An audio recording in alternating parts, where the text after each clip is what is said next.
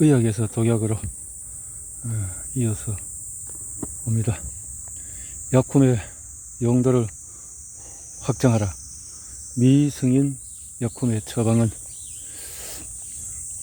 제약시장의 범주를 확정하는 방법에는 여러 가지가 있다.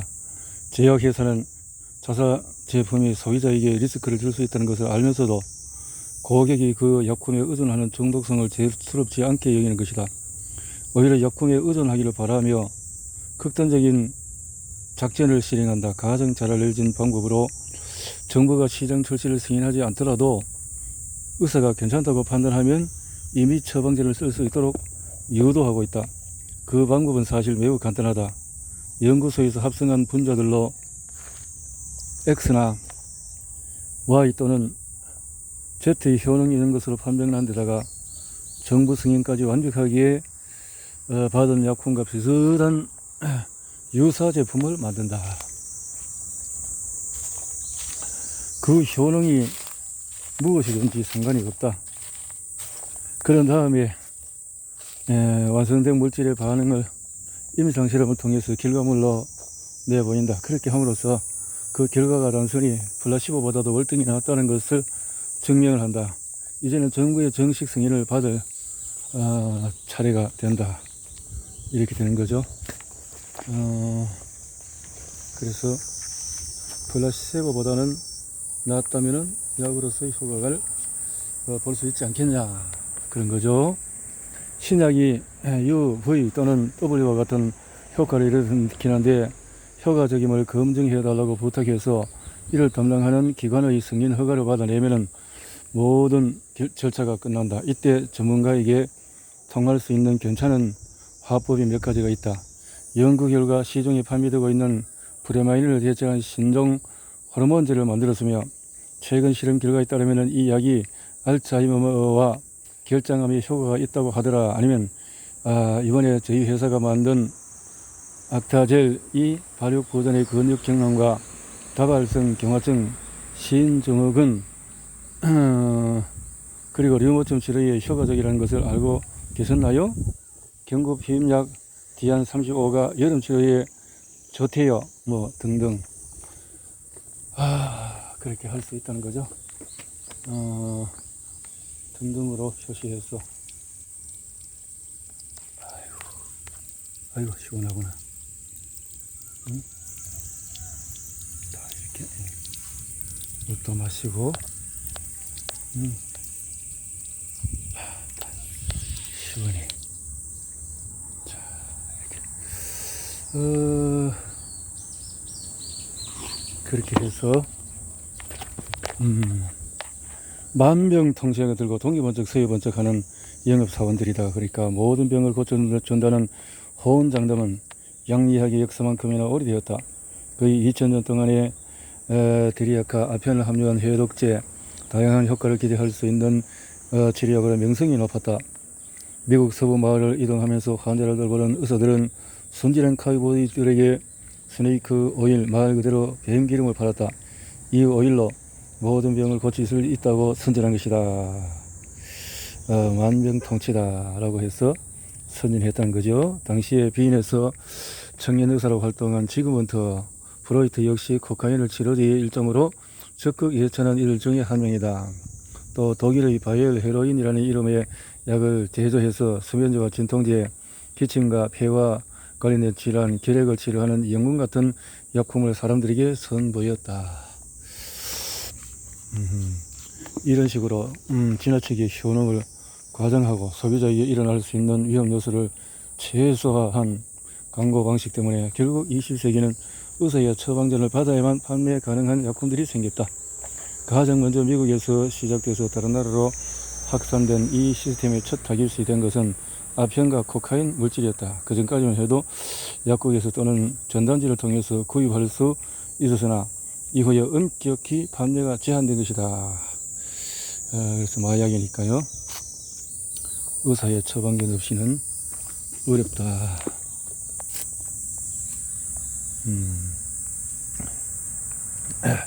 이와 같은 법을 제정하게 된 근원적인 이유는 소비자를 보호하기 위해서다. 제약회사들이 사기성 짙은 마케팅 전략을 펼칠 때 속지 않도록 도우려는 취지다. 제약회사들은 약품의 적합성 판단을 의사에게 책임을 전가하려고 한다. 이렇게 한다는 거죠. 최근에 바클로페온의 사례가 좋습니다. 뇌성마비 환자 치료제로 쓰이는 약이었는데 의사가 보기에 심각한 중증 알코올 중독자에게도 효과적이었다고 판단해서 이 약을 처방을 했다. 제약회사의 마케팅 전략으로 소비자를 유혹할 것이 아니라 의사가 환자를 치료하기 위해서 약을 직접 선택할 수 있도록 권한을 준 것은 매우 바람직한 일이다. 제약회사들이 직접 소비자에게 물건을 팔 수 없도록 해야 한다. 약을 처방하는 의사들에게 자사 제품을 소개하고 팔 수는 있지만은 소비자 즉 환자에게 약품을 사도록 하는 권한은 주체는 제약회사가 아닌 의사여야 한다. 의사들이 각자의 판단을 확신하도록 유도하는 것, 정식 승인을 받지 않은 약품일지라도 그 가치를 인정해서 처방하도록 설득하는 일은 어쩌면 의사의 비위를 얼마나 맞출 수 있느냐가 관건인 것처럼 들릴지도 모른다. 그래서 무모한 것으로 여길 수도 있지만 실상은 그렇지 않다. 의사들이 신종기술과 과학에 의해서 탄생한 약품을 실용한 단계로 옮기기를 망설일 때 제약회사는 훌륭한 홍보 전략을 동원해서 임상 연구에 확실한 근거를 결과물로 제공하면 된다. 의사들은 약품의 처방을 위해서 직접 임상실험을 시행할 시간적 여유가 없다. 그렇기 때문에 제약회사가 학술지 등 공신력 있는 기관을 통해서 발표한 내용을 신뢰하기 마련이다. 사정이 이러하니 정부가 인정하지 않은 약이라도 제약회사 입장에서는 의사에게 팔기가 수월해진다. 클로마이세틴 메디에이터까지 전체 사망자 수는 정식 승인을 받지 않았는데도 뻔뻔한 마케팅 전략에 속아서 발생한 심각한 의료사건은 지금도 끊임없이 이어진다. 이것만 보더라도 제약회사의 교모한 술수가 얼마나 일상적이고 지속적이며 불가항력적인지 알 수가 있는 거죠. 이런 사건을 1950년부터 재생불량성 빈혈을 치료하는 데 써진 것들, 이는 혈액세포와 관련된 매우 희귀한 병으로 그 당시에는 매우 치명적이었다. 그러다가 클로로마이세틴을 기관지염, 치과 수술 후에 치료제로 쓴 여러 환자들이 수차례의 수혈 끝에 결국 사망하는 사건이 일어나고 말았다. 이 사건을 계기로 1952년 클로로마이세틴의 사용을 허가한 FDA가 공식 회의를 열었다. 중증 환자나 생명이 위태로운 환자들을 위한 치료 목적으로 의사들은 신중하게 이 약을 사용했어야 했다. 이제 클로로마이세틴을 경미한 증상에 사용하지 않도록 조치를 취해야 한다. 회의 결과를 전해들은 제약회사 파크 데이비스는 어떤 반응을 보였을까? 회장은 의사에게 클로로마이세틴을 홍보하는 외판원들에게 회장이 보내는 편지를 발송했다. 클로로마이세틴은 식품의약국의 정식 사용 승인을 받은 약품이다. 이 약품이 유발한 것으로 알려진 질병의 확산이나 그 숫자에 대해서는 신경 쓸 필요가 없다. 결국 클로로마이세틴은 그 후에도 전 세계 어디서든지 처방이 가능했다. 1967년 한 해 동안에 미국인 약 400만 명이 이 약을 복용한 것으로 밝혀졌는데 실제로 미국에서 장기 부수에 걸린 환자 수는 그보다도 훨씬 적었다. 장기 재생 불량성 빈혈 증세로 이 약을 복용한 환자는 6만 명 중에 1명꼴이었다. 심각한 것은 그렇다면 계산은 쉬워진다. 파크 데이비스가 정직하지 못한 마케팅을 펼친 결과 연간 66명의 무고한 환자들이 목숨을 잃었다. 이유도 모른 채 제약회사의 수치스러운 탐욕에 희생된 것이다. 이들이 클로로마이세틴을 처방해서는 안 되었는데 슬프게도 현실은 그렇지 않았다. 제약회사의 무차별 전략이 시작된 이상 브레이크가 고장난 전자처럼 멈추는 것은 불가능했다. 1975년 결국 24년간 지속된 클로로마이세틴의 부작용은 세간의 화제를 불러일으켰다. 그때까지 의사들이 단순한 감기에도 이 약을 처방해준 사례는 9만 3천 건이나 되었다. 그 후로도 잔인한 시나리오는 끝없이 이어졌다. 그 중에서 가장 최근에 일어난 에피소드가 바로 메디에이터 사건이다. 프랑스에 일어난 스캔들로 리덕스의 펜펜처럼 목유병 증상의 부작용을 유발했다. 세르비아 연구소가 와이어스 협력해서 제작한 펜플라민, 덱스펜플라민이 함유된 암페타민 약을 기억할 것이다. 미국의 식욕 억제처럼 이 약 역시 공식 승인을 받지는 못했다. 이 약은 비만에 걸린 사람들을 대상으로 한 것이었으나 실제로 폐동맥 경화와 심혈관계에 문제를 일으키는 부작용이 다분한 약이었다. 그 쌍둥이 꺾인 덱스펜플라민이 함유된 또 다른 암페타민 물질이 세상에 나왔다. 과거의 세르비아 연구에서 일했던 양리학자 자크 디어와 신경외과의 장 셰르팡티의 이 둘의 증언에 따르면 연구소의 목표는 새로운 식욕 억제제를 개발하는 것이었다고 한다. 체중을 감소시킬 수 있다는 솔깃한 유혹을 충족시켜줄 암페타민 물질을 개발하면 그뿐이었다. 1973년에 프랑스 정부의 공식 승인 허가를 신청했지만 제약사가 제출한 서류 어디에도 약 속에 벤플로렉스, 벤플라민 같은 암페타민 물질이 들어있다는 내용은 없었다. 그 당시 식욕 억제제 아미노렉스 스캔들로 사회의 분위기가 암페타민을 매우 부정적으로 인식하고 있었기 때문이다. 더 자세한 내용은 그래서 제약회사는 당뇨병 치료를 명목으로 내세우며 약품을 소개했다. 현재 교수로 재직 중인 샤르팡디는 그 당시 상황을 이렇게 설명했다. 메디에이트가 당뇨병 치료제를 소개하는 것에 많은 사람들이 깜짝 놀랐다. 이 약을 개발할 때 실험 대상과 임상 실험 내용의 당뇨병과는 무관했기 때문이다. 우리가 연구소에서 한 일은 이 물질에 함유되어 있는 분자 중에 식욕을 억제하는 것이 있는지 지질과 당결지수를 낮춰주는 증명하는 것이었다. 그런 다음에 편차가 발견되면서 부차적으로 이 약물에 당뇨 억제 기능이 있다는 것을 추가 확인했던 것이다. 직접 눈으로 보고 확인하진 않았지만 메디에이트를 당뇨 치료제로 등급시켜서 공식 승인받았다는 것은 식욕 억제제의 역할을 뒤에서 몰래 하겠다는 수작이 분명했다. 게다가 이 약은 국민건강보험 공제 대상으로 65%까지 환불을 받을 수 있었다. 물론 세르비아는 그 부분을 끝까지 부인했다.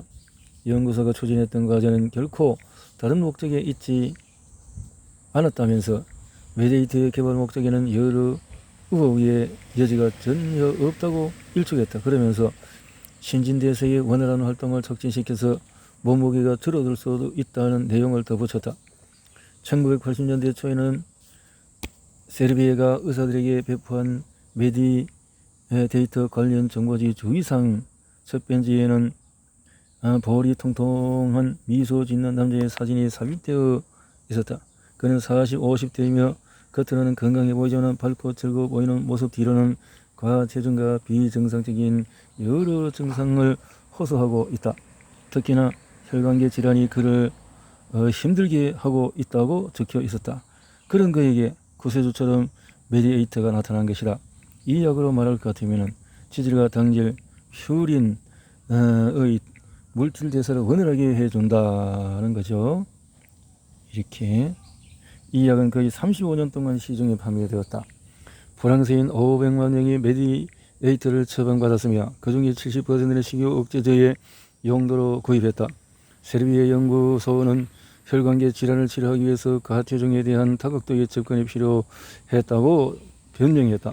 실제로 메디에이터를 구입한 소비자 500만 명은 폐동맥 고혈압과 심장혈관 질환의 리스크를 갖고 있었다. 사람들은 그 점을 오래전부터 의심하고 있었다.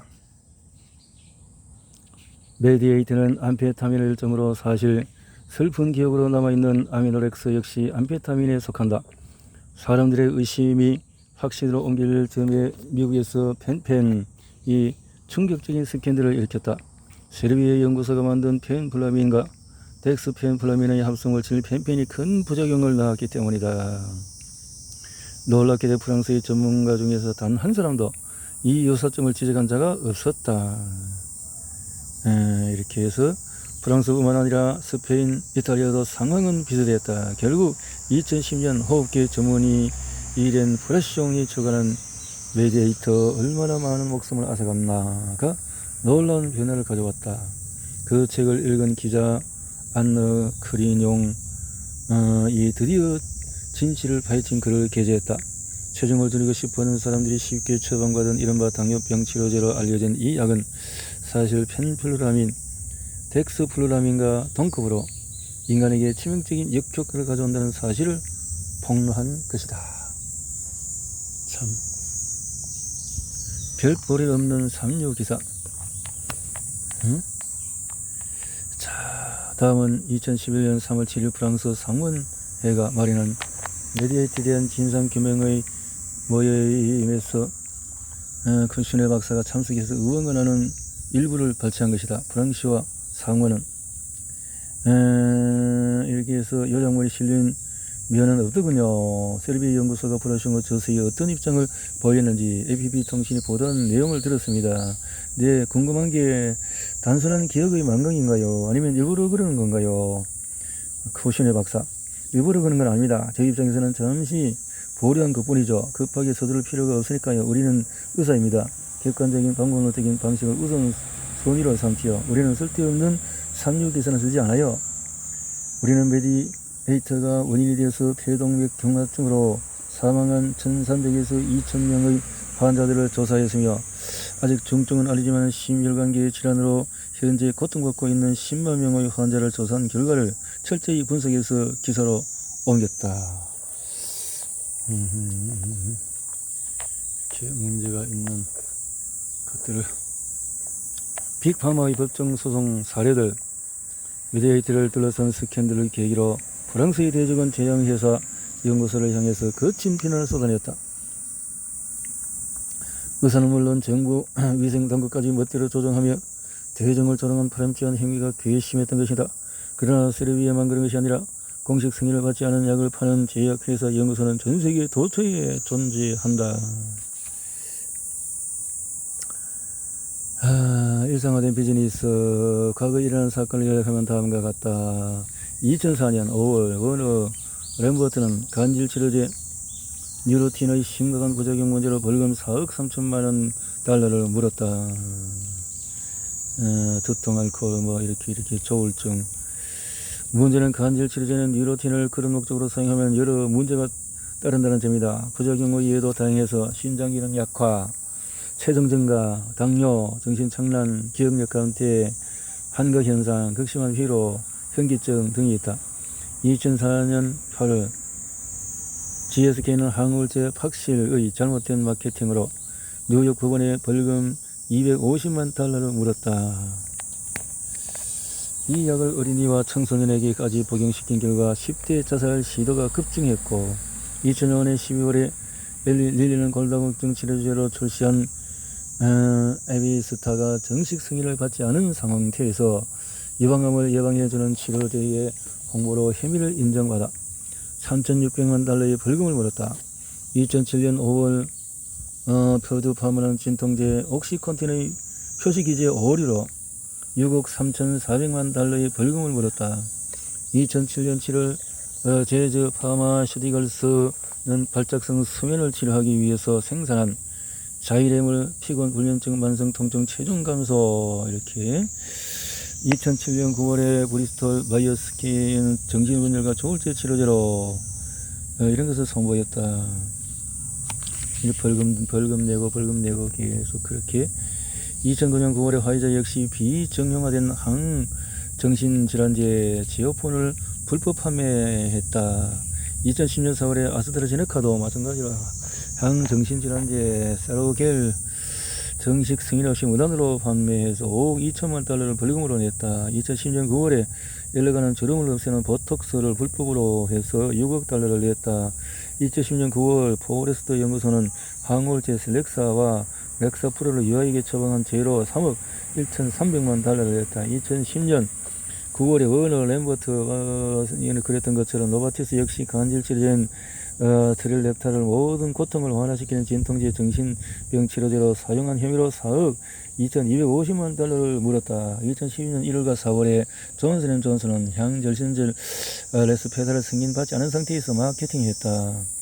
그래서 벌금을 총 14억 3,900만 달러나 된다. 이렇게 계속 세 차례에서 걸쳐서 2012년 5월에 GSK는 항우울제 팍실을 해서 기소되었다. 총 30억 달러를 벌금으로 내야 했다.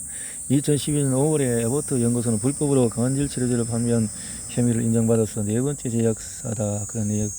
2012년 12월에 바이오테크놀로지 거대 기업인 암제는 빈혈 치료제로 개발된 아라네스프를 다른 용도까지 확장해서 사용한 대가로 7억 6,200만 달러를 물었다.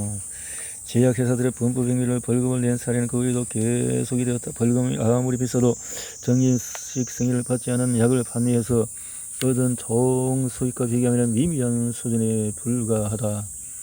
그래서 GSK 소송을 받던 엘리엇 스피처 검사는 2004년 뉴욕 법원에서 이렇게 강조했다. 우리의 주장은 거대 제약회사들이 경범죄로 무는 벌금으로는 이 사태를 해결할 수 없다는 것이다. 나는 제약회사 회장과 고위 간부들을 강제 해임시킨 다음에 각자 개별 소송을 통해서 기소하는 것이 가장 효과적이라고 본다. 이렇게 일단 의사가 약품을 처방하기 시작하면 해당 약품과 관련된 사법적 문제는 부차적인 것이 된다. 그래서 항정신질환제를 이화와 병약한 노인을 상대로 무리하게 마케팅했다 하더라도 소송에서 패하기 직전까지는 약은 계속 팔린다. 2012년까지 300만 명 이상의 미국인들이 단순한 두통, 우울증, 불면증, 두려움을 호소하며 항정신질환제를 복용한 결과 제약사는 138억 달러의 수익을 거둘 수가 있었다. 2005년, 2011년 동안의 정신질환을 앓는 환자에게 처방된 모든 약품을 조사해보니 항정신질환제의 비율이 22%나 증가했다. 참 이렇게 무책임한 마탱이 최악의 사태였다라는 거죠. 비만과 당뇨를 고생하는 유아의 또 청소년에게 처방되는 약도 무리한 마케팅 전리품 중에 하나였다. 출저 복용 환자들 역시 무리한 마케팅의 희생자다. 제약회사가 바라는 것은 오로지 하나로 남녀노소 부자 빈자 아픈 사람 건강한 환자 상관없이 최대한 많은 사람에게 많은 약을 파는 것이다. 이런 상황은 서부를 개척하던 당시의 돌팔이 의사들이 스네이크 오일 같은 가짜약을 현지 토종인에게 마구잡이로 팔던 시세가 별반 다르지가 않다. 사법적인 판례. 간단히 처리할 수 있는 일을 왜 이렇게 어렵게 하는 걸까? 노바티스는 2010년에 간질치료제 트립렌틸타를 정식 승인 없이 사용해서 문제를 일으킨 혐의로 벌금을 물었다. 그런데 나중에 의사와 약사들에게 뇌물을 준 사실이 밝혀지면서 정부의 질책을 받았다. 이렇게 우리를 가장 경악하게 만드는 것은 이러한 관습이 제약 분야에서 관리적으로 통하며 매우 흔한 일이라는 점이다. 그렇군요.